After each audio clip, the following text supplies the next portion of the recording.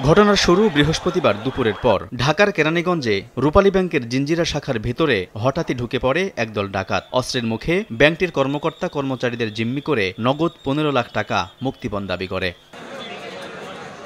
শোরগোল পড়ে যায় চারিদিকে। স্থানীয় জনতা ব্যাংকের দরজা বন্ধ করে আইন শৃঙ্খলা রক্ষাকারী বাহিনীকে খবর দিলে উপস্থিত হয় পুলিশ র্যাবের একাধিক টিম। ঘটনাস্থলে যায় সেনাবাহিনীও।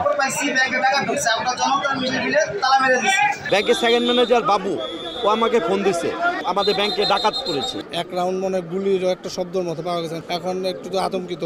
আইন শৃঙ্খলা বাহিনীর উপস্থিতি টের পেয়ে ব্যাংকের ভেতর থেকে গুলি ছোড়ে ডাকাতরা। তবে এতে কোনো হতাহত হয়নি। প্রায় ৩.৫ ঘন্টার টান উত্তেজনার পর ভেতরে থাকা ৩ ডাকাত সদস্য আত্মসমর্পণ করে যৌথ বাহিনীর কাছে। ব্যাংকে ঢোকার পর ব্যাংকের কর্মকর্তাদেরকে জিম্মি করে ১৫ লক্ষ টাকা ওনারা ব্যাগে ঢুকাইছে। বাই দিস টাইম আমাদের ফোন করছে, আমরা আইসা চারদিকটা ব্লক দিচ্ছি, কিন্তু ওনারা যেহেতু ফায়ার করছে আমরা ভিতরে ঢুকি নাই। পরে আইন শৃঙ্খলা বাহিনীর সহায়তায় নিরাপদে বের করা হয় ব্যাংকের ভেতরে থাকা কর্মকর্তা ও কর্মচারীদের।